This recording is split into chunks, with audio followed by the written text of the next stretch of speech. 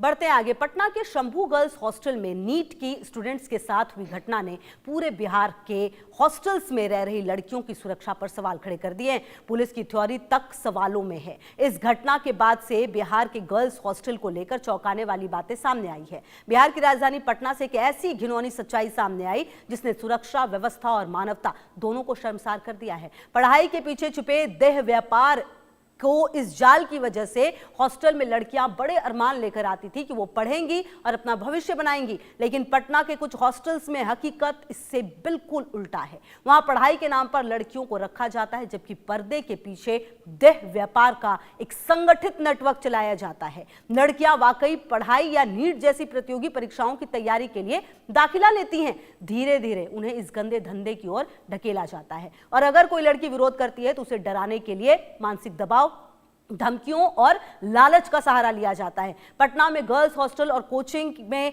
Sex racket के दलालों की गहरी पैठ है। यहां पर बाहर से पढ़ने वाली लड़कियों को पहले अपने चंगुल में फंसाया जाता है, फिर वो उसे धंधे में लगाते हैं। सूत्रों का कहना है कि 16 से 17 साल की लड़कियों को ये पैसा, फैशन और बदलते जमाने के ऐशो आराम का सपना दिखाकर उनको अपने चंगुल में फंसाती हैं। एजेंट्स की शर्मनाक रेट लिस्ट और फर्जीवाड़ा जांच में ऐसे एजेंट्स के खुलासा हुआ जिनकी बातें सुनकर मानवता शर्मसार हो जाएगी। वो खुलेआम कहते हैं कि उम्र और फिगर के हिसाब से रेट तय होता है। कम उम्र की लड़कियों के लिए ज्यादा पैसे वसूले जाते हैं। और आपको पटना से हमारे सहयोगी की एक रिपोर्ट भी आपको दिखा देते हैं। इस समय हम राजधानी पटना के कंकड़बाग इलाके में हैं और ये वही जगह है, यानी शंभू गर्ल हॉस्टल का ये वही बिल्डिंग है जिसमें अब पुलिस ने, यानी कि जो SIT जांच हो रही है उसने अब इसमें ताला लगा दिया है। यहाँ अब ताला लग चुका है। 6 तारीख के बाद ये ताला जो है वो 20 तारीख को लगाया गया है, यानी 15 दिन बाद ये ताला जो है यहाँ पर SIT ने लगाया है। और इससे पहले हॉस्टल खुला हुआ, लेकिन अब इस हॉस्टल में कोई नहीं, यहाँ बच्चियाँ रहती थी, यानी नीट की छात्रा जो तैयारी कर रही थी वो यहाँ रहती थी और उसको लेकर अब SIT की जांच हो रही है। और इस बीच में तरह तरह के खुलासे हो रहे हैं और ये कहा जा रहा है कि जब 5 तारीख को वो अपने घर से यानी जहानाबाद से पटना आ रही थी तो उस दौरान जो इसके मालिक हैं यानी कि मनीष रंजन, उनका मोबाइल लोकेशन और छात्रा का मोबाइल लोकेशन एक ही दिशा में यानी जहानाबाद से पटना की ओर था। और इसमें कई और थ्योरियां पे काम हो रहा है। लेकिन हॉस्टल के अंदर देखिए, ये जो हॉस्टल का गेट है, यहाँ से अब भले ही इसका जो शंभू हॉस्टल लिखा हुआ था उसको हटा दिया गया है, लेकिन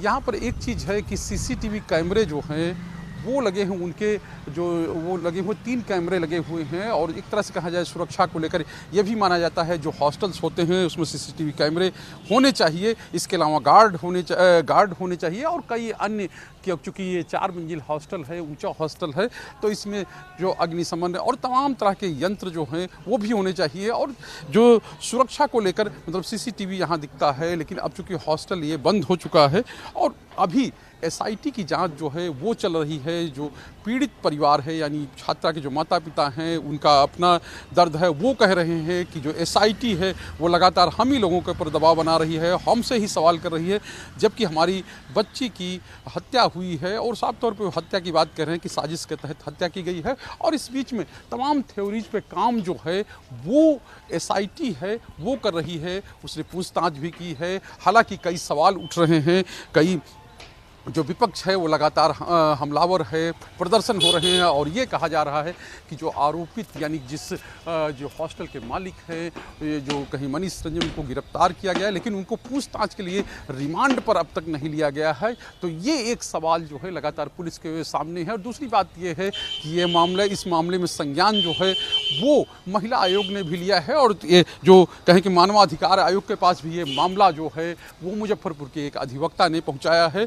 लेकिन इसको लेकर जिस तरह से घटनाएं हुई, एक घटना कंकड़बाग में हुई और दूसरी घटना जो है वो कहें कि पास के एक इलाके में और हुई है। वहाँ भी एक छात्रा की मौत उसी दिन जो संदिग्ध परिस्थितियों में हुई थी। तो इसको लेकर जो गर्ल्स हॉस्टल है उनकी सुरक्षा, उनको लेकर एक महिला आयोग ने एक पत्र भी जो है वो लिखा है, जो पटना के जिलाधिकारी हैं उनको, और कहा है कि आप जो है हमको जांच करके बताइए कि बिहार की राजधानी पटना में कितने ऐसे हॉस्टल हैं जिसमें छात्रावास चल रहे हैं, जिसमें छात्राओं के लिए छात्रावास चल रहे हैं। तो उसकी जानकारियाँ भी मांगी है। और देखिए ये सामने इसके एक और हॉस्टल है। अब चूँकि यहाँ के अगर रियलिटी चेक की बात करें तो ये भी हॉस्टल है, इसमें तमाम तरह की सुविधाएँ जो हैं वो लिखी गई हैं कि प्यूरीफाइड वाटर है, 24 घंटे बिजली है, प्रत्येक रूप में हवादार और रोशनीपूर्ण, घर से बाहर घर जैसे माहौल है, वाईफाई है, कैंपस है। और यहाँ पर भी जो सामने देखिएगा तो सीसीटीवी जो है या इस उसमें भी सीसीटीवी लगा हुआ है। और तो ये चीज़ें हैं हॉस्टल्स को लेकर। इसके आगे भी एक और हॉस्टल है, वहाँ भी जो सुविधाएं हैं, और ये कहें कि मुन्ना चौक जो है ये का इलाका ये है, तो वहाँ भी जो अभी हम लोगों ने देखा कि किस तरह से वहाँ भी सीसीटीवी या अन्य जो चीज़ें हैं वो लगी हुई। यानी कि जो मकान मालिक हैं, यानी कि जो हॉस्टल चला रहे हैं या गर्ल्स हॉस्टल चला रहे हैं, उनकी ओर से सुविधाएं दी जाती हैं। लेकिन जो तमाम मानक हैं, यानी तमाम मानक जो सरकार ने लागू कर रखे हैं, सरकार ने बना रखे हैं, उनका पालन जो है वो पूरी तौर पर नहीं हो रहा है, या कहें कि उनको वो सभी जो मानक हैं वो उस पर खरे नहीं उतरते। लेकिन कुछ जो विशेष चीज़ें हैं कि जैसे सीसीटीवी से लेकर अन्य चीज़ें हैं वो हॉस्टल्स में दिखती हैं। आगे बढ़ते हैं। देखिए उत्तर प्रदेश